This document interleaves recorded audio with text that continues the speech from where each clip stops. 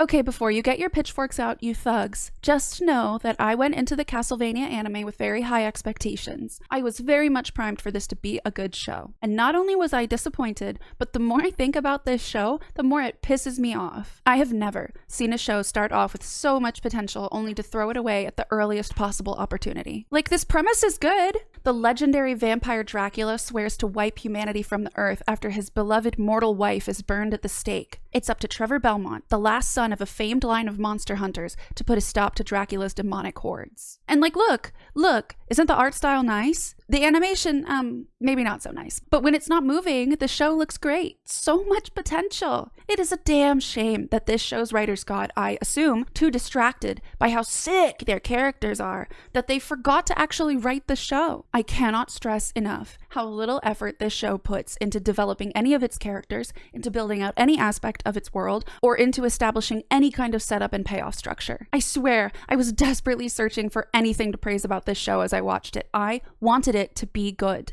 I gotta issue a warning here to anyone watching who likes this show. I'm not sure if you should watch this video. It's not that I don't want you here. I just don't have anything nice to say. It's just that I think you have bad taste and low standards. I'm just being honest. Don't say I didn't warn you. The first 2 seasons are the main story of this show, and after that, it really nosedives, so we're just going to go through the first 2 seasons recap style. I am going to be spoiling both seasons in their entirety, but trust me when I say I'm doing you a solid. Also, the show is pretty gory, so I'm going to be censoring a lot of screenshots and clips for YouTube, but I'll be posting an uncensored cut over on Patreon. The link to that is in the description, and it's only $3, so if you're interested, you know. Anyway, let's start from episode 1. The Castlevania anime opens with some absolutely banging visuals. I love this castle design. Drink it in, you won't see much of it throughout the show, because muddy streets and ramshackle huts are simply more visually interesting to these showrunners. There's a lady knocking on Dracula's door. This is Lisa. She wants to be a doctor, and she believes Dracula can teach her what she needs to know. The two have some really forced flirting going on that mostly involves her scolding him. Perhaps I could help you relearn some manners. I've crossed the threshold of your home and you haven't offered me a drink or even to take my coat. The writers are obviously trying to create some sort of romantic or sexual tension here. They just have never seen 2 human beings interact before, and I can understand how that would make this a difficult scene to write. It's fine though. A relationship doesn't happen overnight, so we'll have plenty of time to watch their love blossom, get to know each of them as individuals, understand what they mean to each other, and feel the impact they have on the world around them. So anyway, Lisa dies in the next scene. Yeah. She's burned at the stake by a man called... Oh, he doesn't have a name. Well, I'm just gonna call him Frollo, because Frollo's a much better version of this character. He tries to tell us what he's all about, but the audio mixing is so bad you can barely understand him. So there were devil engines in her house, Bishop. I saw them with my own eyes.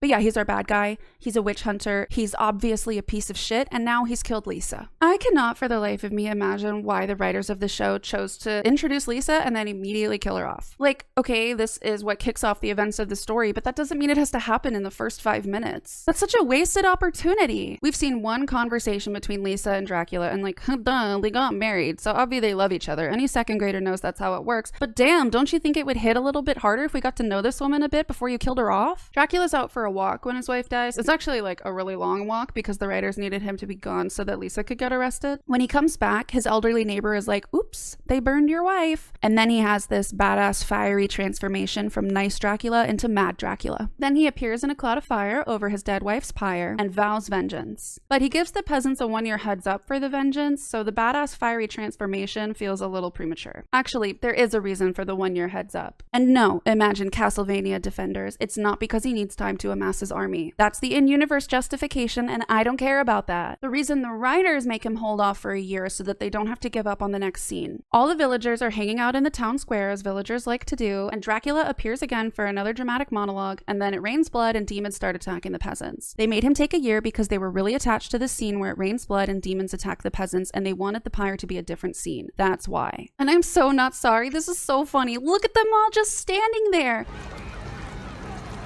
Dude, if your animation budget can't accommodate a crowd panicking when it rains blood and demons start attacking them, then you shouldn't write a script where it rains blood and demons attack people. It's that simple. This is just sloppy, man. And here we come to a critique that's going to sound entirely subjective at first, but I'm gonna attempt to convince you that it isn't. This show is way too gratuitous with the gore. As the demons attack the peasants, you see people's guts spilling out, eyeballs popping, necks spurting blood, the decapitated head of a child. It's quite detailed. You could call it well animated. I disagree, but that's not really the point. My point is this is really intense gore. And remember, this is still episode 1. Already, Dracula has fallen in love with a mortal woman who has then died, and now it's raining blood and people's guts are spilling out all over the place. No time has been spent developing any characters. We don't know anything about the world beyond its medieval and monsters are real, and we have jumped straight to decapitated children. So I ask you, 20 minutes into episode 1, where do we go from here? Well, we go to a tavern where some idiot peasant is talking about fucking goats and hitting people with shovels. Conveniently, this peasant is an expert on the local nobility and their heraldry, so after he talks about fucking goats for way too long, and yes, that is a high point for the humor in this show, he fills us in on the backstory of our main character, Trevor Belmont. Correct, we are past the 20-minute mark of our first episode and we have not yet laid eyes on our main character. As our drunk peasant explains, Dracula's hordes are now sweeping across the land, and the local noble houses are to blame because they suck. But the worst of them are the Belmonts. We should have killed all the Belmonts. Side note, everyone besides this peasant believes the Belmont house to be fully extinct. I don't know where this guy gets his info from, but obviously he's correct. The last member of the House of Belmont is in the tavern right behind him. End of episode. This is the only time in season 1 that I plan to mention an episode boundary because they're pretty much arbitrary. Episodes end abruptly, often in the middle of scenes, not even in suspenseful moments that would create good cliffhangers, but like we'll be at the midpoint of an action sequence and suddenly outro music starts playing. I'm gonna discuss this whole season as if it's one long episode. It's just easier that way. So our random drunk peasant continues on complaining about the nobility. Trevor comes up to order another drink, and the peasant recognizes his family crest and identifies Trevor as a Belmont, informing the viewer that the Belmont family was excommunicated by the church for doing black magic. Then we have our requisite tavern brawl, and again, I find myself wondering, the people who watch this show and praise the animation, what show did they watch? Also, listen to this music, dude. Oi!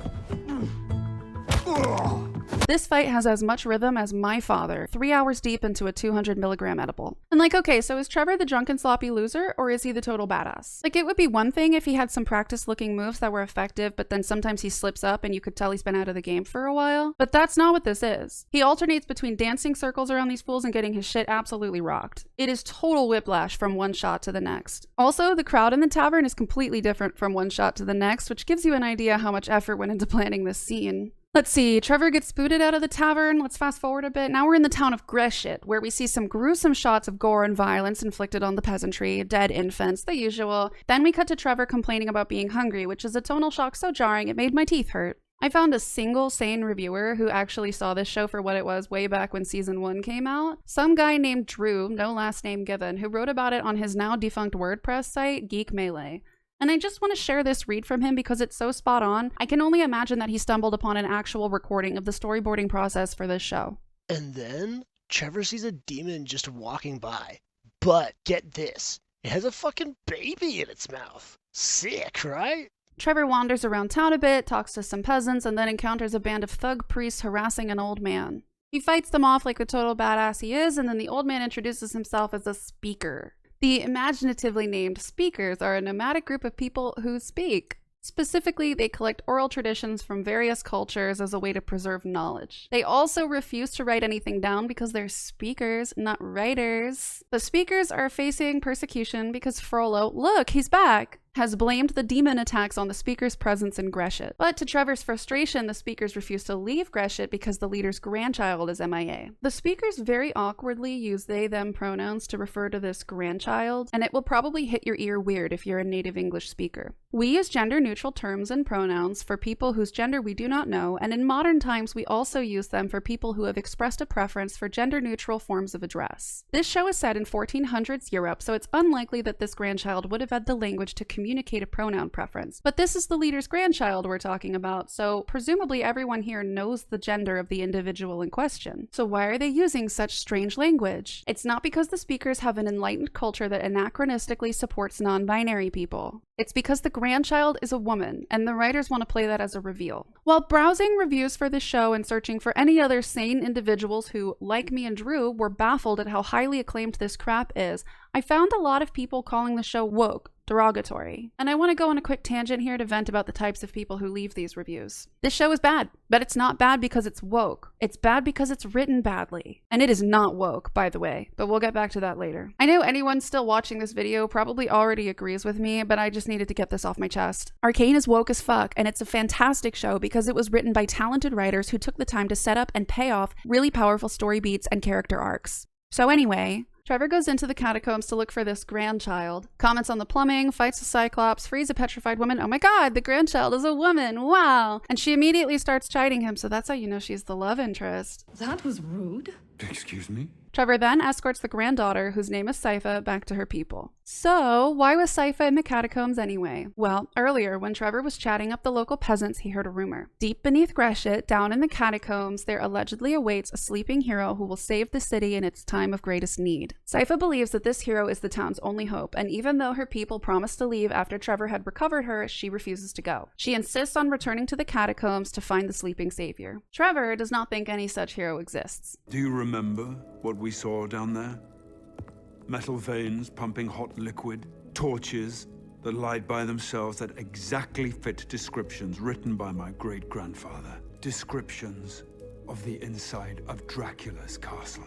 Okay, Trevor, cool knowledge flex, but Sypha wasn't with you when you saw those things, and also the torches did not light by themselves. Okay, I'm editing right now, and I've just realized he must be referring to these sconces that lit up just before the Cyclops fight. But you can't blame me for thinking of this close-up shot of Trevor lighting a torch when he said the word torch, and these are clearly sconces. Trevor tells the speakers that they need to get lost by nightfall for their own good. The elder promises that they will. Trevor leaves, and then he gets arrested by a group of thug priests. Side note, why are there roving bands of priests harassing citizens and performing arrests? I'm not religious. Is that normally part of a priest's job? Trevor is taken to Frollo. This could have been an opportunity for these two characters to lay out opposing worldviews, but they waste a ridiculous amount of time bluntly stating exposition, restating things we already know, and lightly dancing around some bigger picture conversations. I think this is probably the closest this season gets to delivering on the potential of its premise. The problem is that neither character has been fleshed out for the viewer, particularly because the writers refuse to commit to any one characterization. They need Trevor to be the competent badass one second and the drunk sloppy loser the next. They need him to be the humanitarian savior, but also the jaded asshole who doesn't care about anything. They need him to be the trove of ancient knowledge, but they also need him to have something to actually do before taking on the evils of the world. And usually that involves some sort of training, but he's already a genius military strategist and a master combatant, so they're just coming up with ways to waste his time. As for Frollo, they can't decide if he's mad with ambition, mad with power, or mad with madness. There's no reason he can't be all three, but when you try to cram all of them into one scene because you can't figure out how to get your characters from point A to point B, you end up with a mess. So they make Frollo be obsessed with getting rid of the speakers, a group of people we just met and have no attachment to. Not that we really are attached to anything in this show. Trevor leaves, and Frollo drops this absolutely ridiculous line. Argovista is gone. The other great cities are lost or losing. Greshit will be the last major city in Wallachia. To all intents and purposes, I will be the church. Listen, I'm not doing a ton of research on the history of Romania for this video, in part because I think it's fine for historical fiction to take liberties with actual history, and in part because I don't care. Do I think it's a shame that they didn't bother using any real-world references for their environmental design? Yes, I do. Romanian churches are gorgeous, and this bland chunk of limestone could barely even pass for French Gothic. Do I think it's weird that this version of Wallachia is apparently ruled entirely by the church with no mention of a voivode or even a king if you want to get really generic? Yes, I do. I think that's very strange, but I don't really care. But what the fuck is this bishop talking about? He will be the church when the other cities are taken? I think the fucking Pope might have something to say about that. And look, I tried to figure out what the dominant religion would have been in Wallachia around the year 1475. And by that, I mean I clicked around on Wikipedia for a while. This is not a genuine research project. Do not come for me. But then I realized that the writers of the show didn't even put that level of effort into this, and I was going down the rabbit hole as a way to procrastinate writing the script, so I stopped. Everything about the church in this show is Roman Catholic coded. The architecture, the clerical terminology, the clothing, all of it. But more than that, I don't think this show's writers and artists were even thinking Roman Catholic when they created this disaster of a show. They were just thinking church. It's a church. What does a priest look like? I don't know, they have that collar thing. What's a bishop's boss called? The archbishop. It's church. Church bad. It doesn't go deeper than that. I'm getting off track. Trevor returns to the speakers. They don't want to leave, even though an angry mob is coming for them. Their leader makes a speech, and inspiring music plays in the background, but I don't really understand why, because this speech is kind of bleak, man. If we truly are the sort of people who will kill one another at the behest of a madman's fantasies, then perhaps it is right and proper that things from hell should rise up to wipe us out. Trevor reaches a compromise. He puts the speakers in the catacombs. Where are the speakers? I've put them somewhere safe. Didn't we just go over how the catacombs are Dracula's castle? Is that really safe? And didn't the speakers just say they refused to run and hide? Isn't this running and hiding? Trevor then delivers his own inspiring speech that's only tangentially related to the events of the show. He has now decided that humanity is worth fighting and dying for. I don't think this change in outlook is at all earned. The speaker elder basically just said if the people want to do a pogrom, then demons should just rise up and kill us all. And now, even though all we've seen from these people is violence and fear-mongering, Trevor is suddenly inspired to fight back. He takes out the thug priests and runs with the mob in hot pursuit. And I do have to say, most of this show's action sequences heavily depend on people just standing still and not reacting while Trevor stunts on them. There's like one decent fight sequence here, but the rest is the same rhythmless slop as the bar brawl. Cut to the cathedral, and it's time for Frollo to die. A couple of demons come to the church and they slowly surround him, and then they say to him, "We are you. We are the madness that lurks within you all, begging to be free at every moment in your deepest animal mind. We are what you hide from in your beds every night. We are what you sedate into silence and paralysis when you go to the nocturnal heaven where we cannot tread." No, wait, that's the ending of the Russian sleep experiment. No, the demons tell him that God has abandoned him, and then they gobble him up. Your life's work makes him puke. It's corny, and it's a waste of what could have been an interesting antagonist. This was the moment where I realized this show was never going to take the time to explore its themes or give its characters a meaningful arc. It's also where I realized that the animation team and the writing team were definitely not in communication at any point in production, because this demon says that the sun is down, and the sun is visibly not down. Back to Trevor. The witch hunt mob has him cornered in a plaza, but they are fended off by a burning ring of fire from Sypha. Witch! No. It's then easy for Trevor to win over this angry mob despite being visibly allied with someone who very much looks like a witch. So now it's time for Trevor to have a showdown not with Frollo, but with an unnamed thug priest. Initially, the crowd comically underreacts to the priest allegedly beating up an old man. You had no problem beating an old man this morning. Then, suddenly, the peasants all believe Trevor, and they just murder the priest! What? And then it's demon time. Trevor is now a brilliant military strategist, and all of the peasants obey him and perfectly execute his commands, and they fend off the demons together. Yay! Throughout the fight, the writers have Trevor take little breaks from commanding the peasants to explain the mechanics of combat to us, because they forgot to take any opportunity in the prior 3 episodes for us to learn these things. Well, that priest really could make holy water after all. Salt kills demons! The whip's consecrated for fighting vampires and demons. And then, right in the middle of this defense sequence, the floor caves in, and Trevor and Sypha are whisked away to help the writers introduce the third main character. So here's Alucard, that's Dracula backwards. He's asleep in a coffin down here, and he has a gross belly button. We actually did briefly see Alucard in episode 1. After Dracula gives the people 1 year to live, a silhouetted figure opens his door and is like, "No, don't kill them." And Dracula attacks him, and now we're seeing him again. So while Sypha thinks Alucard is the sleeping savior, Trevor clocks that he's a vampire. I know what you are. Say it. You're a vampire.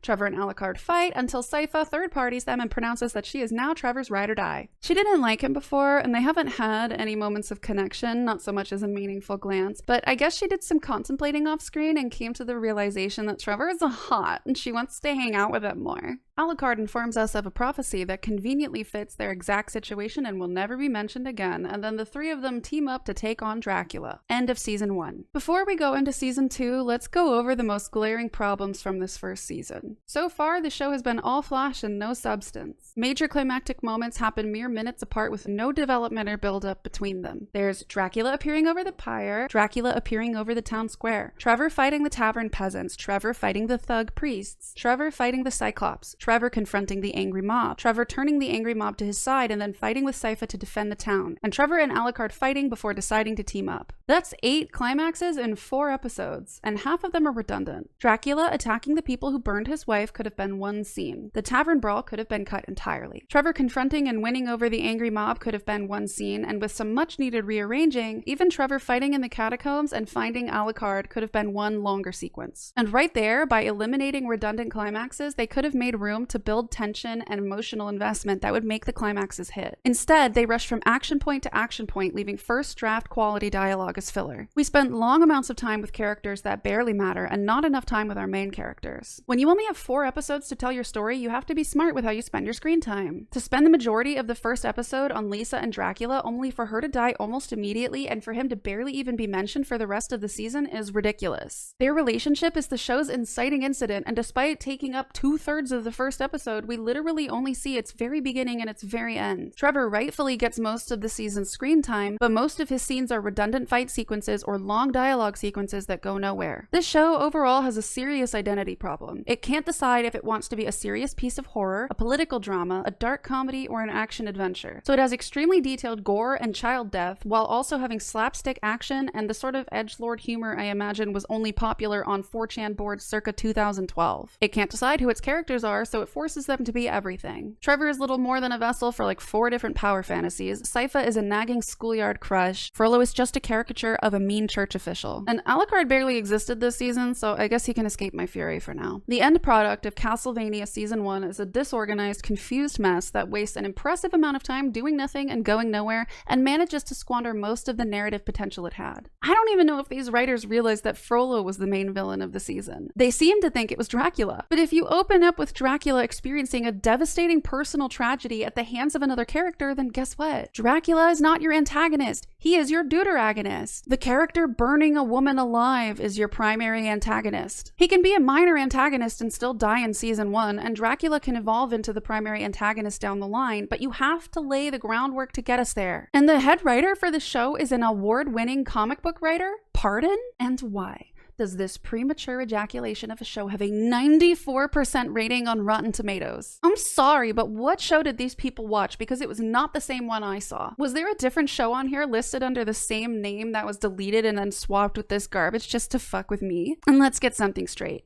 I have impeccable taste. This is not a me problem. I will momentarily break character here and admit that the show probably has some redeeming qualities. I wasn't just trying to be magnanimous when I said that the show had potential. I meant that. So I have to imagine that a lot of people just believe this show when it insists that it's really sick and cool and awesome. And I have to imagine that if I hadn't had such high hopes going into it, and if I hadn't been so put off by the childish humor and terrible soundtrack, I might have found some things to like about it. But for me, Castlevania is that bitch eating crackers. You know when you hate someone so much that they could be doing something totally innocent, like sitting in a corner quietly eating some crackers, but in your head they would be that bitch eating crackers? I spend too much time on Reddit. I don't even like Reddit. I'm just a compulsive scroller. I need help. Let's get into Season 2. We start the season out with a flashback. I don't hate flashbacks. I bet you didn't see that coming. I think a flashback can be an excellent way to fill in gaps in a story. A well-placed flashback can give us new insight into why a character has reacted a certain way in the present, inform us of a previously unknown relationship between 2 characters, or show us completely new information that changes what we knew about present events. What separates a good flashback from a bad flashback? A good flashback is efficient. It lasts long enough to convey important new information, but not so long that the audience loses interest or forgets what's going on in the present. This flashback from Our Flag Means Death lasts exactly 60 seconds, and in it we get a complex sense of the main character's relationship with his father,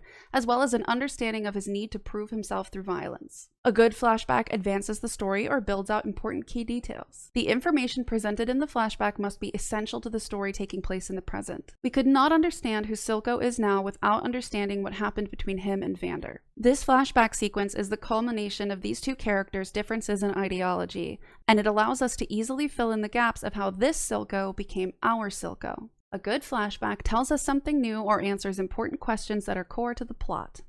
Spoilers ahead for Madoka Magica. Skip to the timestamp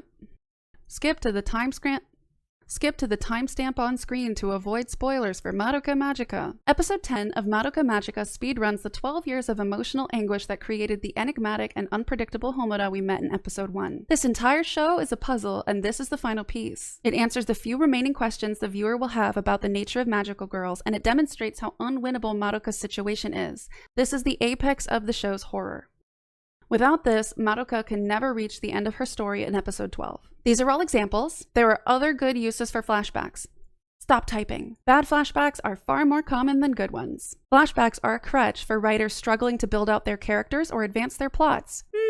Can we think of any writers who are having those exact issues? In this Castlevania flashback, we see Lisa in her medical clinic. She's treating an elderly woman who mutters about how the old healer used to give her leaves to chew to feel better. This old woman's dialogue is the most natural and realistic in this entire show. She just rambles and mutters, and anyone who's ever had a grandparent live past 80 knows that around that age they become borderline unintelligible. Lisa explains to the woman that she practices medicine, not folk healing, and she prescribes some sort of tincture. Then she goes to look at a book, stares at a picture of Dracula in a locket, and mutters about missing him. Frollo and some thug priests show up to arrest Lisa and burn down her house while she begs them not to anger her husband because he's finally coming around to humans not being so bad. What does this flashback tell us? It tells us that Lisa is kind and intelligent and she wants to help people. She's married and her husband is traveling abroad, and she practices medicine, which is different from the folk remedies of your common village healers. She believes in the goodness of mankind and doesn't want them to suffer. It also tells us that Frollo arrested Lisa on suspicion of witchcraft. He burned down her house and all of her medical equipment and books. We already knew all of that. The only new information in this flashback, the opening scene of season 2, is that Lisa was reported to Frollo by the wise woman she replaced when she opened her clinic. The wise woman is not an important character going forward. She's never mentioned again. The only 2 major characters in this scene died last season, and we didn't learn anything new about them here. This is all still surface level stuff. Lisa loves her husband and wants to help people. Frollo is bad. This is an incredible waste of screen time. So here's a theory for you. I suspect that Castlevania's writers were somewhat aware of the flaws with season 1 of the show. I suspect that they realized Dracula needed more sympathetic development and Lisa and Frollo were killed off too quickly. And they realized that our main trio needed more development to feel like a proper team. I suspect that they set out in season 2 with the goal of correcting some of these issues. They did not succeed. After our Lisa flashback, we find ourselves in Dracula's castle. Unfortunately, while its exterior is striking and mystifying, its interior looks like the first thing anyone would think of when they imagine a vampire castle. Except maybe it's a bit cleaner. This is something that regularly disappoints me about this show. Even at its best moments, it fails to put anything truly interesting on the screen. Probably the most creative mise-en-scène, yeah, I'm one of those guys, baby, is the scene in season 1 where Frollo is confronted by some demons while the sun is setting behind him. But for me, it was severely undermined by the demons stating that the sun was already down when its light was still streaming in through the window. It's a bummer to me that this show's artists never seem to think beyond guys standing in hallway, guys standing in street, inconsistently sized crowd gathering in open space. Later on in the season, we do get one interesting set piece to look at, but it's ripped whole cloth from Avatar: The Last Airbender, so I can't give Castlevania any credit for it. So this scene finds us in Dracula's throne room or Great Hall or whatever, where he describes his attacks on the people of Wallachia as a war against humanity. He says Wallachia will become the seat of the vampires. Then he says he's gonna give it to the night creatures. He's just saying shit. We're gonna meet his generals now. This is Hector, this is Isaac, this is Godbrand. These ones don't have names. Avatar Kyoshi is here. Dracula commands Hector and Isaac to prepare their next moves, which outrages Godbrand because Hector and Isaac are humans and therefore inferior. Dracula justifies his decision by stating that since the humans are the only members of his court not driven by thirst, they're the only ones bound by loyalty and intellect. Because Hector and Isaac are human, they're the only ones Dracula can trust. I don't hate this. Throughout this season, they try to play up this angle that Dracula is just lost. He's waging this war against the humans because the humans killed his beloved wife. Yes, his wife was human, and yes, he has humans close to him that he trusts, but his heart is broken and he needs someone to blame and something to do. It sucks that we didn't get to see more of Dracula and Lisa's relationship before she died, because then we would have a better sense of who he was with her to compare against who he is now. And it sucks because if we had gotten to know and love them as a couple, we would feel this loss and mourn alongside Dracula.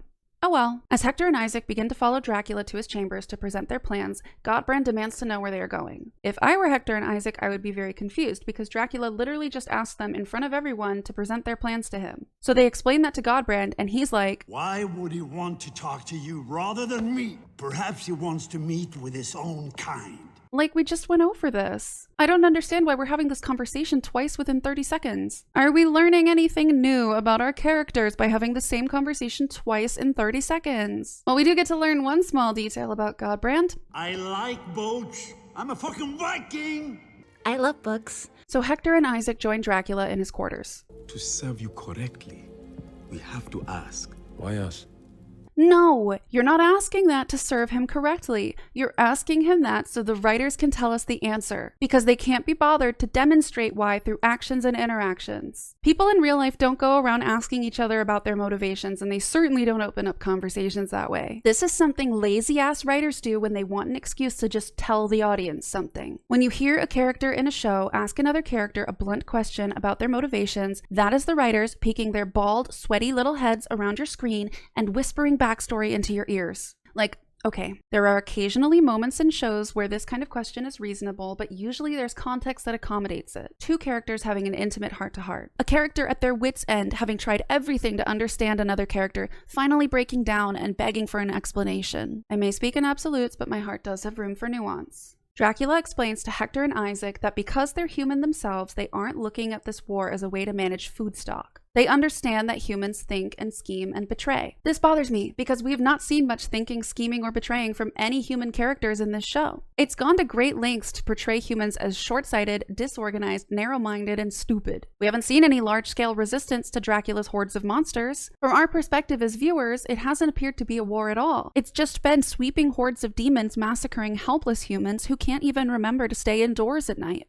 So going back to the theory I put forward earlier, I think that when the writers sat down to plan out this season, they found themselves struggling to give their characters something to do. Facing off against mindless hordes of monsters can be fun in a video game, but especially in a post-Game of Thrones world, audiences want their heroes to go up against more complex enemies with plans and goals and machinations. The groundwork for that was laid out in the very first episode of the show, but then it was totally wasted, and now that they're trying to reestablish it, their struggles with creating consistent, three-dimensional characters are starting to cause problems again. It's okay for Dracula to not know why he's fighting this war, but it's important for the writers to know. And I don't think they do. And it comes up so often you can almost feel their self-consciousness over it. Like, they're so worried that they won't be able to convince you that Dracula has human advisors that they make him explain why he has them 3 times in as many minutes. God, how long have I been talking about season 2 and I'm not even through the first episode yet?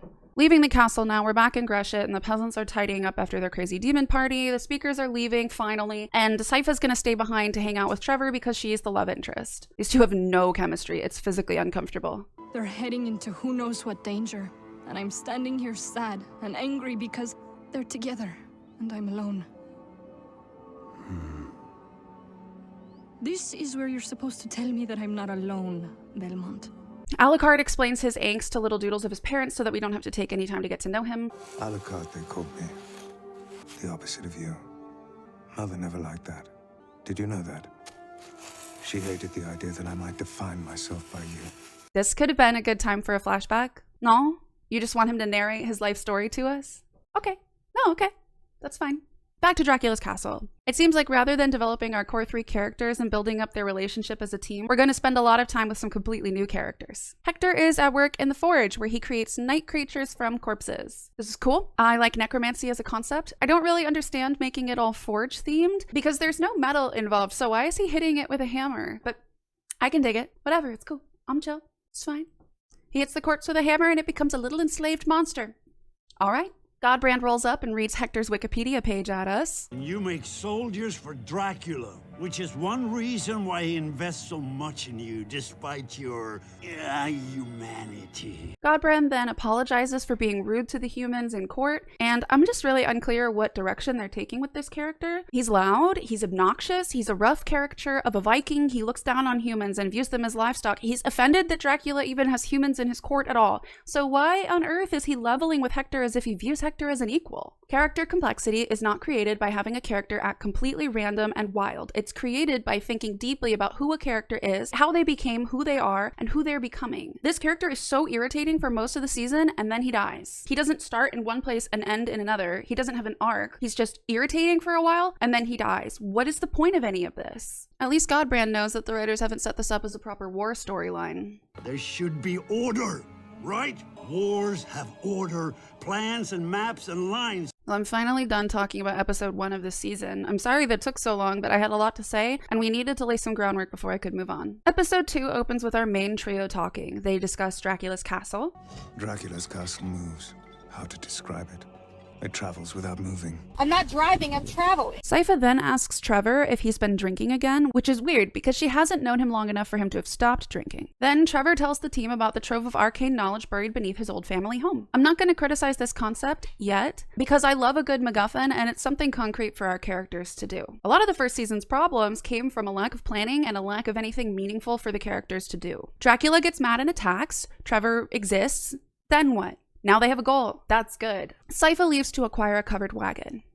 And this annoys me. Covered wagons are from the era of American westward expansion. It takes so little time to find that out. It takes so little time to do the bare minimum of Googling, how did medieval Europeans travel long distances? The Roman roads were in disrepair at this point in history, so wheeled vehicles were not preferred. So easy. Listen, I know that people who bitch about historical accuracy can get really annoying, but there has to be a balance between Robert Eggers and complete disregard for verisimilitude of any sort. Like, I can't be the only one who sees this image and it just feels off. I have consumed so much medieval fantasy and I've never seen a covered wagon in this setting. I didn't know that about covered wagons being American until now. I just saw this image and it didn't feel right, so I Googled it. It's that simple. The humor hasn't improved this season at all either. He shouldn't die. Yes, fuck you. Let's go back to Dracula's castle to meet some more new characters who bring nothing to the table. All the vampire advisors are bickering and Dracula can't get them under control. Thank God this hot Dommy mommy rolls up to make a sexy entrance and get all the stupid men to shut up. Wow, look at this powerful female character. This is Carmilla. She's not really gonna do a whole lot this season besides putter around looking sexy and stirring up trouble. She embarrasses Dracula by asking him publicly why he didn't turn his wife. I do wish we could have seen that conversation happen between Dracula and Lisa, but it is kind of rude to ask him this in front of all his friends. But don't worry, Carmilla is a powerful woman and her reason for acting like this makes total sense.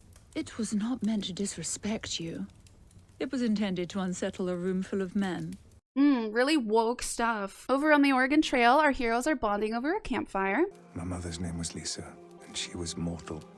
I would very much like to hear the story of how that happened. Me too, Sypha. Alucard describes his father as a philosopher and a man of science, and it's a shame we never get to see the Dracula he describes at any point in this show. I guess in the very first episode we saw his laboratory for one shot, but most of this season he just sits in his chair and feels sorry for himself. Alucard refers to his mother's death as a religious inquisition, which is generous since we haven't heard about any other women being persecuted. There wasn't really a lot of witch trying happening in Europe during the 1400s, not that the writers of this show would have bothered to check. I guess we're just supposed to assume that because this is medieval Europe, the church is burning women left and right and Lisa's just one of many. Oh no, what's that sound? It's a raiding party bound for Argesh. So we have our heroes' first battle together and it goes great. They wordlessly take out all of the monsters without a scratch. Hooray! Back over to Dracula's castle, and alright, so earlier in this video I mentioned a number of negative reviews accusing this show of being woke. In case it's not clear, I love so-called woke garbage, and I think the anti-woke crowd are dumbasses at best. And I'd like to demonstrate that by showing you just how woke this show really is. So this is Isaac. He's a human. He's black. He has a hobby. You're never gonna guess what his hobby is. He likes to whip himself. Trigger warning for absolutely brutal child abuse. There's a timestamp on screen if you need to skip forward. I'll give you a minute. Okay, so I suppose when Isaac was a child, he was taken in by a blacksmith and allowed to work for room and board. And then the blacksmith thought he caught Isaac stealing and whipped him. Isaac convinced the blacksmith that he wasn't stealing, he was just trying to learn so he could be a better apprentice because he loves the blacksmith.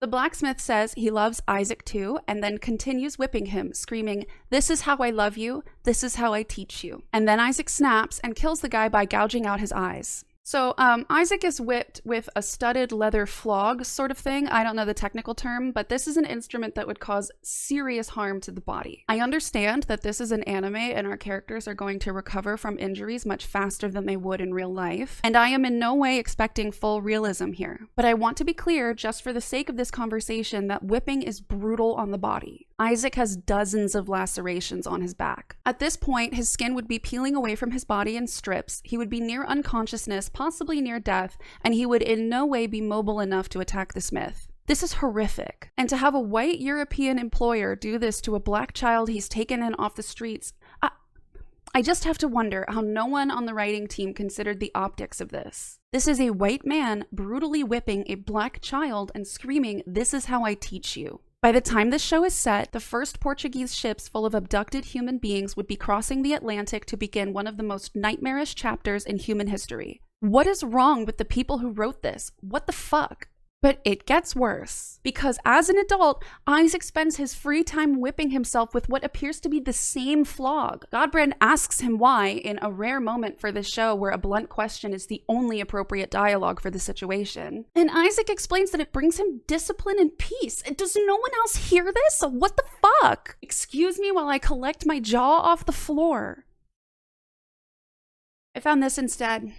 You were so lucky you don't have to watch this show. So one of the enslaved night creatures made it home from the fight with our heroes, and You struggled so hard to come back home. So loyal. Perhaps this is all loyalty buys. In a world without love, pain in the night, and death on your master's floor. Perhaps that's all that awaits me too. But you didn't mind. Hector doesn't go through any of this. Why doesn't Hector have the pro-slavery ideology? Why did you give it to the only black character? This is so fucking weird. I can't think about this anymore. I have to move on. War Council, right. So that tiny band of monsters that our heroes wordlessly dispatched. That was actually supposed to be a significant strategic move in this war against humanity. Now the generals are talking about how the party sent to Argesh has been lost. We have to accept that we've lost the party sent to Argesh. Carmilla thinks that they should have attacked Brayla instead because it's a major river port, and if they take it, they prevent escape from the region. That's the most strategic thing anyone has said this whole show. Nice job, Carmilla. The problem is, Brayla's a river port, and vampires don't do great with running water. Here's the thing. Most human settlements are on running water. Argesh, of raiding party fame? In real life, that's not just the name of a city. It's also the name of a river. Look at it. It's running. When you write a vampire show, you get to pick which vampire rules you use. Garlic doesn't matter to these vampires. Holy water does. You decide. So why set yourself up like this? I don't get it. You could do something like have the church fall back on Brayla and amass power there, and that means Carmilla is suggesting a brazen stab right at the heart of resistance. Then we could see some of this supposed scheming that humans like to do. Why make it about running water and just pretend like most settlements in the area aren't on rivers? Humans don't just make cities in the center of fields. We like water, especially running water, especially in a territory that has land on 3 out of 4 sides, in a major river valley. Look at this map. There's Targovishta, where Lisa burned. There's Argesh, where our raiding party was headed. They're on rivers. This is the Danube River Valley. Why did you make running water a problem for your vampires? Why do this to yourself? Oh, because you're gonna immediately resolve this newly introduced plot point by having Godbrand state that running water hasn't harmed vampires in a long time? Godbrand can even go on boats, and he's had baths. Then they argue whether or not baths are running water, and they just ignore the boats thing. I love boats. Okay, so now we're going to make a big leap forward in this plot. So the raiding party was heading to Argesh, which is near Greshit. They believe Alucard was sleeping under Greshit. They also had intel that a Belmont was seen in Greshit. A Belmont? I thought they were extinct. No. So now they know that Alucard has teamed up with a Belmont. And Carmilla knows that the Belmonts had a trove of ancient knowledge, but it was never found when the Belmont home was destroyed. So she thinks that they need to watch the old Belmont estate. Again, she seems like the only person here with a brain, or the only person who's seen a map. It's totally obvious that Alucard has teamed up with a Belmont, but thinking Belmont might visit his old family home? Don't be ridiculous. So here's how this should have gone. After the horde at Greshit was repelled by mere peasants with no leadership, Dracula should have sent his people to investigate, maybe his human advisors. Those advisors ask questions about what happened in the village, and they get a description of Trevor. Then they bring the information back to Dracula, and someone else on the council is like, "My lord, is it possible a Belmont could have survived?" And then we have something for these characters to do, somewhere for them to go. They could go to the old Belmont home to find evidence of a surviving member. They could run into our heroes on the way to the old Belmont home and stalk them. There's so many possibilities. Instead, we make huge assumptions based on information that was acquired off screen and not mentioned until now. It just feels like every time these characters are about to have something to do that would be worth watching, it gets hand waved away and we end up spending 5 minutes explaining the human advisors again. Next episode, we've got another flashback. Baby Hector finds his dog dead in a field. He resurrects it. His mom freaks out. This flashback is fine. Nice and quick, tells us a lot about Hector. He likes dogs, he freaks people out. Carry on. In the present, Carmilla visits Hector at the forge to request exposition about night creatures. Then she tries to persuade him to go against Dracula's wishes and send a small party to the old Belmont home. Then she eases us into another flashback about how Hector came to be in Dracula's service. Hector explains that he first met Dracula about a year ago while Dracula was traveling. Dracula had heard of Hector from some local scholars, I assume because of his work as a forge master, but it's actually not clear to me whether forging is a scholarly pursuit or a forbidden art. Anyway, our flashback isn't about that first meeting. Our flashback is not going to show us the Dracula who made such powerful friendships and who inspires such loyalty even in humans. Our flashback goes to just after Lisa's death, when sad Dracula comes to Hector to ask him to be his advisor. Hector, I have need of your skills. I need an army. What's happened? Why do you need an army? They killed my wife! The gist of this flashback is that Hector will participate in a cull of humanity, but not a genocide, and he doesn't want needless suffering. He just thinks humans kind of suck and there's too many of them. The flashback lasts too long, most of the dialogue is redundant, it's not the best way to convey this information, and also they've only been friends for a year? I was expecting this to be a longer running friendship. Carmilla doesn't really react to this flashback, and now she wants Hector to make a few troops for her on the down low so she can attack Brayla. Women are so demanding. Back over to our main characters, and Trevor is reminiscing about a tree. I think this is an attempt at giving him some emotional depth. Good night, tree. So it's episode 3, and we've already arrived at the Belmont estate. We dance around an emotional conversation and almost break through into genuine connection. I'm disturbed to find that I had more of a childhood than you did. And your dad's fucking Dracula. What? I don't get it. What's the joke? So the Belmont Trove is protected by a magic door. Sypha knows the magic and unlocks the door. Again, we tiptoe up to a real conversation about how Trevor's family sealed up this vault with black magic, and all his life Trevor has believed those black magic accusations to be false, but we back out before it gets too real. And now we arrive at the Belmont Family Library. An underground library full of arcane knowledge that could be dangerous in the wrong hands. What an interesting and original set piece. So earlier in episode 1, Sypha made some remark that suggested that Trevor and Alucard maybe don't get along so well. But they've had a pretty chummy relationship up until now. They're working toward a common good, they laugh, they make jokes, they even almost emotionally connect a few times before the writers shut them up with a forced giggle. These are two characters who could have a really complex relationship. The last descendant of a famed line of monster hunters and the son of a mortal woman and a master vampire. That's two very different lives that would create two very different worldviews. These two characters could probably bounce off each other for hours in the hands of a competent writer. The Castlevania writers instead have their relationship turn on a dime here. No uneasy peace speckled with moments of tension, no serious conversations, no discussion of ideology or core beliefs. Anytime we stray too close to something meaningful, the conversation gets interrupted. I guess we had the scene where Alucard tells Trevor and Sypha a bit about his parents, but mostly it was him telling a scary campfire story about how scary Dracula is. Trevor and Sypha didn't engage with Alucard on an emotional level before we had to cut away to a prolonged action sequence that ground the plot to a total halt. So up until now, it seemed like everything was all good, all fine. And then the minute they walk into the library, you get this. Is it organized? Is there a way to find things? I imagine one sacrifices a chicken and defines the location of the book you want from the intestines. Maybe Belmont has a crystal ball in here you could ask. Shut up.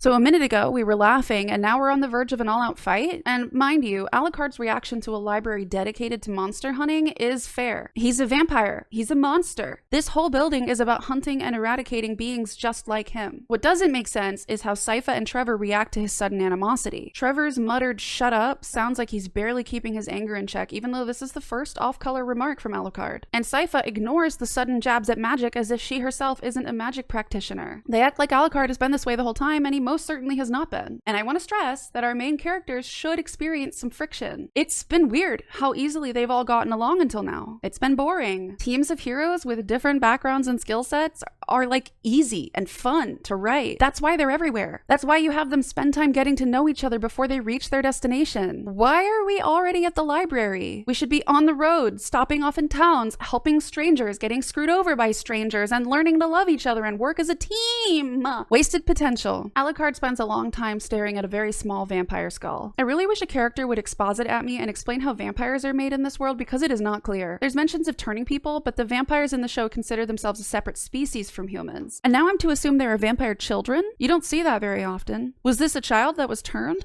Or can two vampires produce a child? Modern vampires are usually sterile, that's why it was a big deal when Bella got pregnant. And up until now, I assumed Alucard was basically Renesmee, especially because he apparently aged fast until young adulthood and now he's going to be hot forever. I feel like it would have been worth going over some of this instead of debating whether or not a bath counts as running water. Anyway, we linger on this tiny vampire skull for way too long, and it's clearly supposed to be upsetting, but we've already seen children eviscerated and teenagers whipped bloody, so this emotional load was blown hours ago. That's why you raise your stakes gradually. I don't care about your dead vampire child because you've already shown me so many dead children and I'm desensitized. Back to Dracula's castle, where Godbrand is asking some questions that actually matter, such as what are the vampires going to eat when all the humans are gone? Dracula says don't worry about it. Godbrand pushes the issue. Dracula gets mad. I have told you how it will be. The humans will die.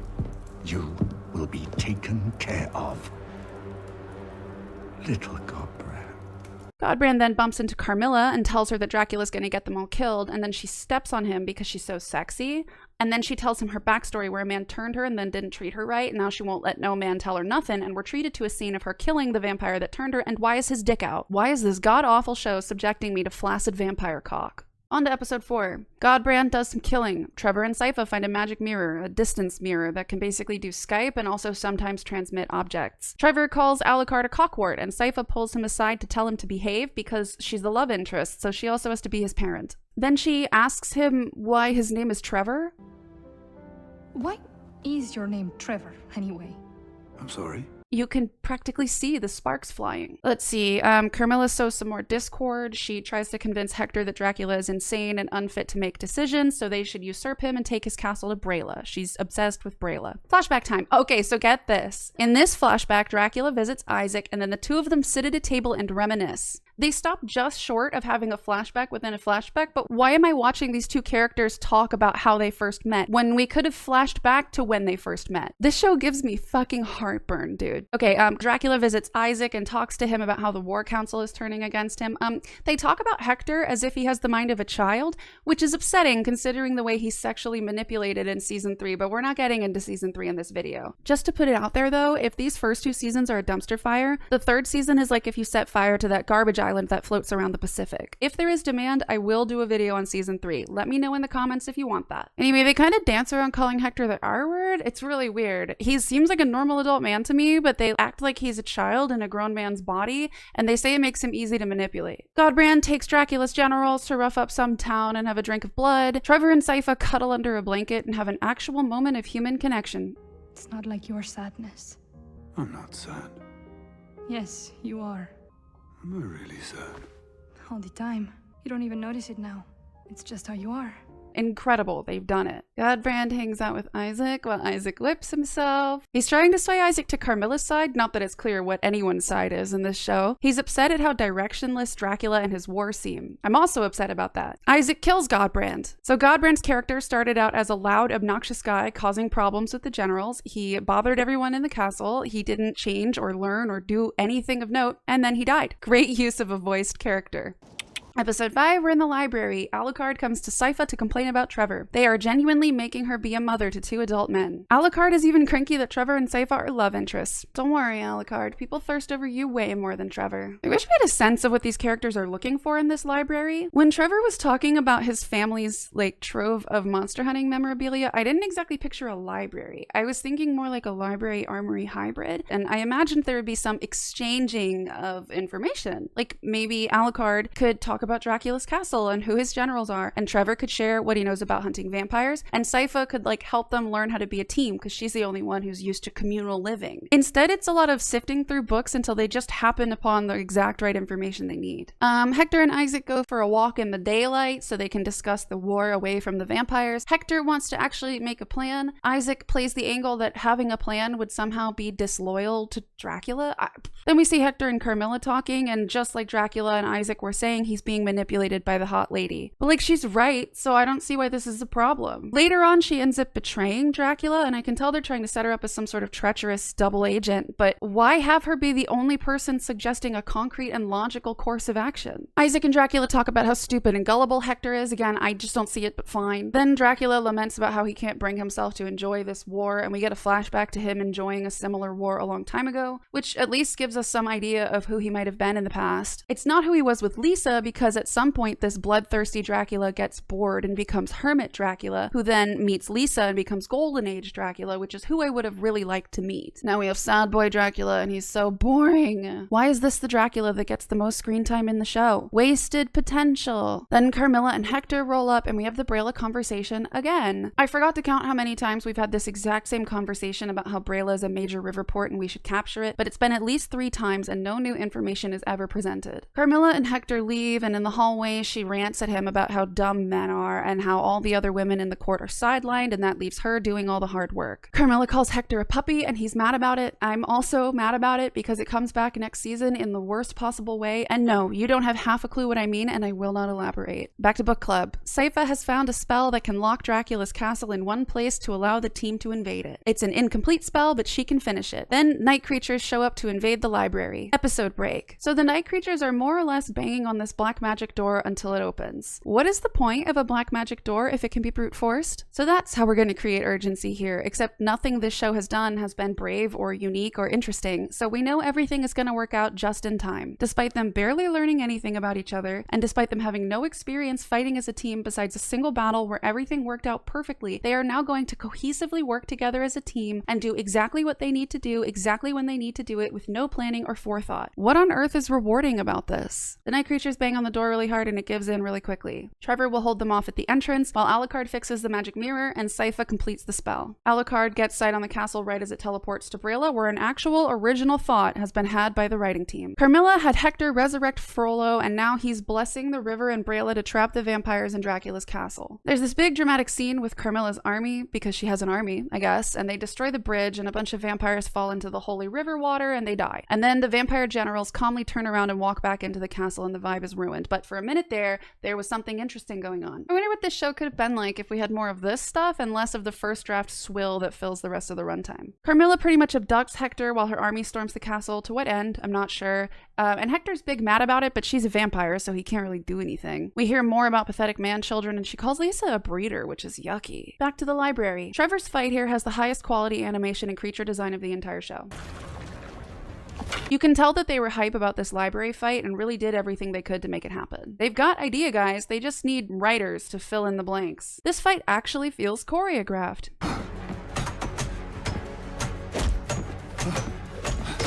It actually has some trace of rhythm and pace to it. Trevor even has this triumphant moment where he's like, fuck yeah, I'm a Belmont and I'm kicking your ass. For a minute here, I actually felt like I was watching the show I was promised. It doesn't last long. Sypha has her, oh my god, that's it moment, and has Alucard keep showing her the castle because she needs line of sight for the spell. She grunts and does some Tai Chi at the mirror for a bit and yoinks the castle away from Carmilla's invading soldiers. They really drag it out. The castle like bunny hops across Brayla a bit and the holy river water splashes up and into the castle. And look at the generals.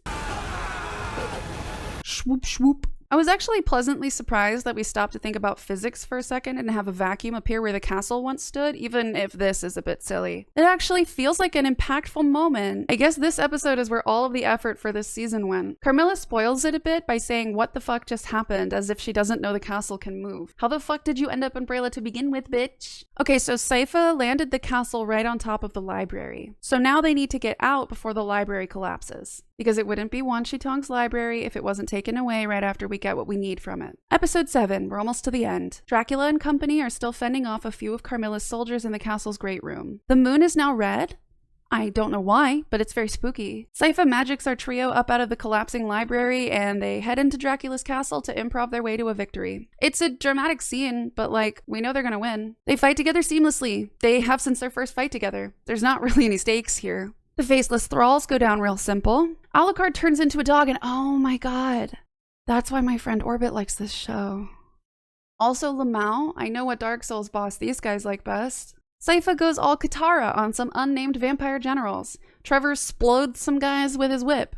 Alucard fights Avatar Kyoshi and gets punched in the face by Tenzin. We can't even have original silhouettes in this bitch. Why is it always Avatar? Like, I love Avatar, but there's other good shows out there worth copying. None of these generals are named or voiced, so there's not really much oomph to this fight. We're seeing all of their abilities for the first and last time here. They've just been standing around or noiselessly bickering in the background all season. If your animation budget can't accommodate all of your cool characters and their cool abilities, you need to cut some. Sorry, I don't make the rules. I just enforce them. You're going to anime jail now. Sypha strips Tenzin of his bending, and then we cut to deeper in the castle where Isaac is introducing some faceless vamps to the joys of being a slave. Isaac tries to defend Dracula with his life, but Dracula doesn't want that, so he shoves Isaac through the magic mirror to go, like, die in a ditch or something. It's like, why the desert, though? So the heroes have arrived to put Dracula down. Maybe they'll put me down while they're at it. I was very disappointed by how little discussion Dracula and Alucard have before this fight. It's all surface level, there's no hints at their relationship beyond this moment, but none of that is a surprise at this point, is it? There's a long fight sequence, I assume it has some nods to the game series in it, but I don't care. There is some decent back and forth, and the trio actually faces some adversity. For a moment, I thought the show would do something interesting and have Dracula escape. And then he'd be like a fugitive to be hunted down, but he can have like his own emotional arc while he's on his own. Like maybe some humans help him out and he realizes they're not all bad, and then our trio catch up to him, but they like reach a compromise and there's a father-son fishing trip at the end. No. Dracula tries to shoot a big lava ball at the heroes because that's a power he has. So they send it back at him with the power of friendship and take the fight to another room. Only Sypha and Trevor don't come with because they respect the 1v1. Except actually no, the lava ball somehow burrowed up, so they're just not on the same level as the fight anymore. I don't know, but at least the castle's weird architecture is finally coming into play. It's a very long fight. There's very little dialogue. Then we end up in Alucard's childhood bedroom. This has no meaning to us since we saw nothing of Alucard's childhood. We saw nothing of his relationship with his father. We've never seen this room before. None of this has any meaning to us. Dracula is suddenly like, It's your room.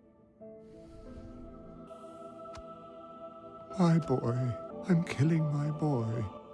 sad music is playing. I'm not sold. Sorry, I'm just not sold. No work was done to back any of this up. I'm a huge sap, but I won't let hack writers play on my love for this kind of storyline and try to sell it to me missing all of the good bits. They're trying to have the big emotional climax without doing any of the setup again. There was so much wasted screen time this season that could have been spent prepping for this. We could have used some of those flashbacks to see this room at any point in the show prior to now. So no, I don't want your half-assed, sad dad Dracula. You can keep him. Alucard stakes his dad, and Trevor comes in and steals the last hit. Bastard. Sypha burns the corpse just to be sure. It's very big and dramatic, and we walk out the door into the sunset. But there's still an episode left in this season. What's up with that? Oh, it's just a very slow epilogue. Walking the halls of the castle and commenting on how cool it is. Isaac kills some dudes in the desert, so he'll probably be okay. Trevor and Sypha take a walk. Sypha hits us with the recap, and she really stops to mention the raiding party from episode 2, as if she would be thinking of that namby-pamby collection of like 6 monsters after all the other stuff that happened.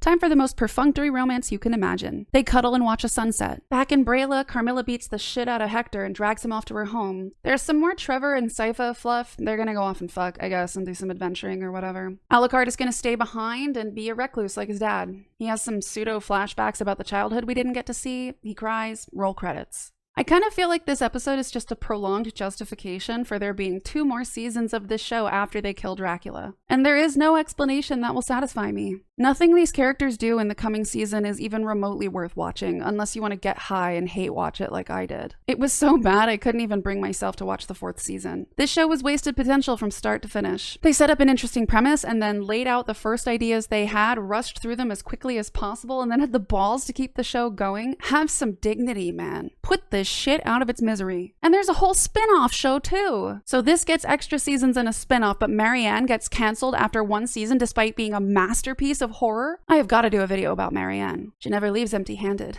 I hate Netflix. I hate this show. I hate how it could have been really good. I hate how unfunny it is. I hate how characters have the same conversations over and over again. I hate how it introduces plot lines and then immediately resolves them. I hate how little thought its creators put into really into anything. I hate that this is what passes for good animation these days. I hate how uncomfortable and forced the romance is. I hate how the female characters' entire personalities and lives revolve around who they are to men. Lisa is the Madonna and martyr for Dracula. Sypha is the love interest who has to teach Trevor how to be a human being. Carmilla is the sexy lady who hates men and calls them man-children and animals and schemes to usurp their power. And somehow this show is near universally praised. Most of the negative reviews I can find are people calling it woke. It's not woke. The only writer credited by name on this show is this man, Warren Ellis, accused by over 60 women of sexual misconduct. And I'll say it, from the way this man writes women, I'm not surprised he does a bit of sexual misconduct. Maybe if you spend more time revising your work and less time juggling a dozen different barely legal women at once, you wouldn't produce such utter slop, Warren. For God's sake, this show's only black character likes being whipped and thinks slavery is kind of cool, actually. This show is not woke, it's just written badly, and you're too stupid to express why, so I've done it for you. And then there's some reviews who are just mad about the Christian bashing. And let's be clear, I'm not Christian. I think organized religion has done a lot of bad in the world. I think people use religion as a weapon.